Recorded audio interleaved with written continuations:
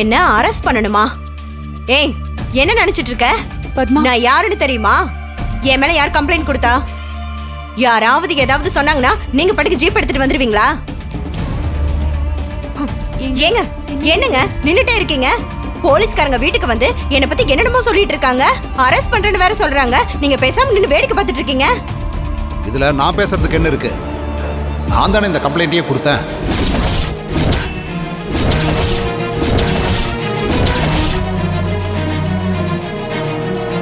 ஏண்டி, என் பிள்ளைக்கும் மருமகளுக்கும் நடுவுல அவங்க சந்தோஷத்துக்கு நீ தடையா இருக்க.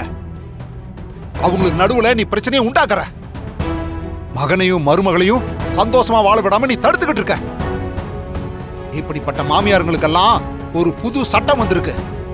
அண்டர் செக்ஷன் 85 பிஎன்எஸ் அடிப்படையில இவளை அரெஸ்ட் பண்ணுங்க இன்ஸ்பெக்டர். என்ன அப்படியே பூச்சாண்டி காமிச்சிட்டு இருக்கீங்களா? எனக்கும் லாயர் இருக்காங்க. நான் இதெல்லாம் பொய் கேஸ்னு சொல்லி உடைச்சு வெளியே வந்துருவேன். என் மேல பொய் கேஸ் போட்டதுக்காக உங்க மேல கேஸ போட்டு உங்களை வேலையை விட்டு தூக்குறேன் பாக்குறீங்களா? இங்க பாருங்க, நீங்க இவர் பேச்செல்லாம் கேட்டுட்டு வாய மூடுமா. என்ன சட்டம் தெரிஞ்ச மாதிரி பேசிட்டு இருக்கீங்க? யாரோ தெரியாதவங்கள உங்க மேல கம்ப்ளைண்ட் கொடுத்தாங்க. உங்க புருஷன் தானே? இந்த புகார் உண்மைனா உங்களுக்கு 3 வருஷம் ஜெயில் தண்டனை கிடைக்கும். ஐயோ, இல்ல, இது போய் எனக்கு எதிராக இந்த வீட்ல யாருமே சாட்சி சொல்ல மாட்டாங்க. அம்மா, நான் சாட்சி சொல்லுவேம்மா. அப்படி சொல்றா? டேய், என்னடா சொல்ற? என்னடா சொல்லிட்டு இருக்க? அம்மா, என்ன மன்னிச்சிருங்கம்மா. வீட்ல எல்லாரும் பேசணும், கெஞ்சணும், எடுத்து சொன்னோம், ஜோசியரை கூட்டிட்டு வந்தோம். ஆனா நீங்க கடைசியில யாருன்னு காட்டிட்டீங்க. நானே கூண்டுல ஏறி உங்களுக்கு எதிராக சாட்சி சொல்றேன். கண்டிப்பா உங்க மேல ஆக்ஷன் எடுக்கணுமா? ஏன்னா நீங்க நடந்துக்கிறது ரொம்ப தப்பா இருக்குமா. எந்த விதத்துல யோசிச்சாலும் நியாயமாவே படலமா. அண்ணி, அண்ணி உங்க கால்ல விழுறேன் அண்ணி. எழுந்திரு பத்மா. அண்ணி, அண்ணி, நான் என்ன தப்பு பண்ணி இருந்தாலும் என்ன மன்னிச்சிருங்க அண்ணி. நீங்க இந்த ஊரோட பஞ்சாயத்து தலைவி. நீங்க நினைச்சா என்ன காப்பாத்த முடியும் அண்ணி. அண்ணி, இவங்க பேசினதெல்லாம் உனக்கு கேட்டுச்சுல? உங்க அண்ணனே உன்னை காப்பாத்தணும்னு முடிவு பண்ணல. அதுவும் இல்லாம நீ மாயாவுக்கு எதிரா இருக்க. நான் உன்னை காப்பாத்த மாட்டேன். சீனு, சீனு, உனக்காக தானடா அம்மா இப்படி எல்லாம் பண்ண. உங்க அப்பா கிட்ட சொல்லி கம்ப்ளைண்ட் வாபஸ் வாங்க சொல்லு சீனு. என்ன காப்பாத்துடா சீனு. உன்னை 10 மாசம் வயித்துல சுமந்து பெத்தவடா. உன்னை ஊட்டி வளர்த்த உன் அம்மாவை அரெஸ்ட் பண்ண சொல்லி சொல்லிட்டு இருக்காங்கல்ல. பாத்தியாடி, பாத்தியா? உன் மருமக உனக்காக எப்படி பேசுறான்னு பாரு. உன் வாழ்க்கையில நீ உன் மருமகளுக்கு செஞ்சது எல்லாமே கெடுதல் மட்டும்தான். ஆனா இவ உனக்காக எல்லார்கிட்டையும் கெஞ்சறா.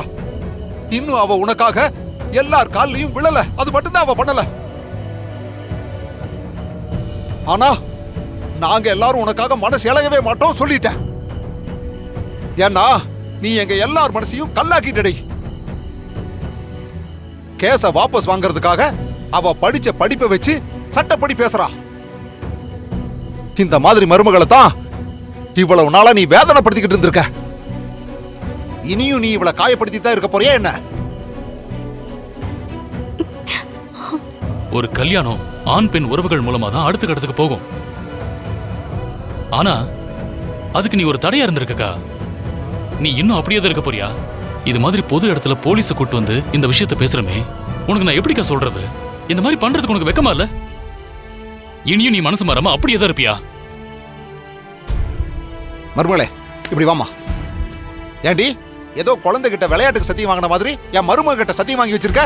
அவன் நல்லபடி உனக்கு பண்ண சத்தியத்துக்கு ஒரு மதிப்பு கொடுக்கறா.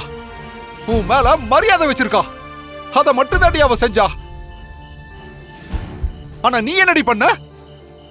அவளுக்கு எதிரா ஒரு ஆயுதமா பயன்படுத்துற. அவளை குத்தி கிழிக்கிற, வேதனைப்படுத்துற. நீ எல்லாம் மனசு மாற மாட்டடி.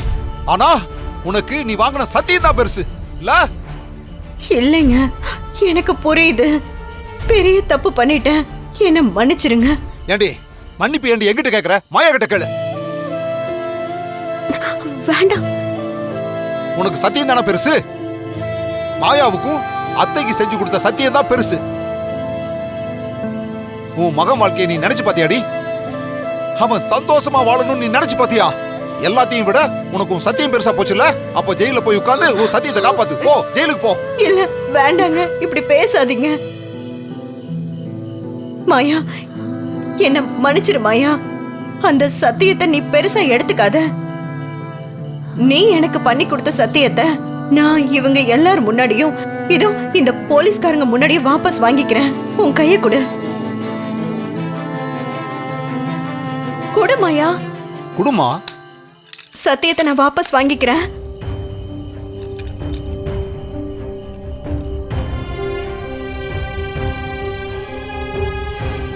இனிமே எந்த ஒரு சூழ்நிலையிலையும் எந்த ஒரு பிரச்சனையிலையும் இவங்க கணவன் மனைவி உறவுக்குள்ள நீ தலையிடவே கூடாது, புரியுதா? இல்ல நான் தலையிட மாட்டேன் சிவா. ஆ, மாயா, நீங்க 2 பேரும் சந்தோஷமா வாழணும். இனியும் நான் உங்க 2 பேரோட வாழ்க்கையில, என் மகனோட வாழ்க்கையில நான் தலையிடவே மாட்டேன். மாயா, இப்ப நானே சொல்றேன், உங்க வாழ்க்கையை நீங்க சந்தோஷமா ஆரம்பிங்க. இத பாருங்க, பத்மா ஒரு பச்சோந்தி, எந்த நேரமும் மாறலாம்.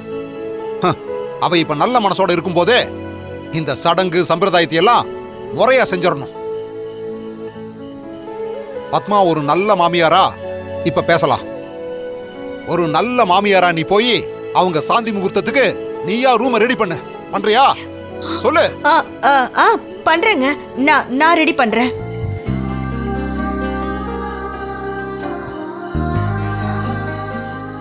மேடம், நான் கேஸை வாபஸ் வாங்கிக்கிறேன்.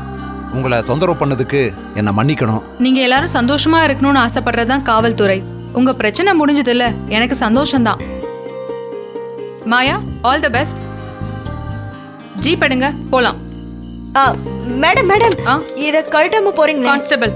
Okay madam.